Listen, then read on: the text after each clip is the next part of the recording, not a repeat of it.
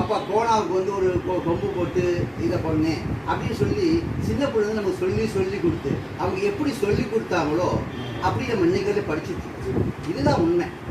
அதாவது அந்த காலத்துலேருந்து ஆசிரியர்கள் நமக்கு சொல்லிக் கொடுத்தது நம்மளுடைய வழக்கமானது எல்லாமே அப்படிதான் இருக்குது.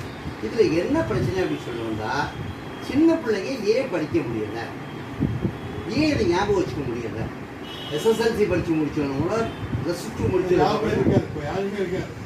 எழுதும் போனா தெரியும். ஆமாம், அது கரெக்டாக எழுத மாட்டேங்கிறாங்க. லெட்டர் எழுதுனாக்கா வேப்படுறாங்க, சரியாக எழுத எத்தனை தப்பு இருக்கும் அப்படின்னு நினச்சி பார்க்குறேன். இப்படி பல வகையான விஷயங்கள் இருந்ததுனால நான் வந்து கிட்டத்தட்ட ஒரு 27 வருஷத்துக்கு முன்னாடி இந்த முறை வந்துச்சு.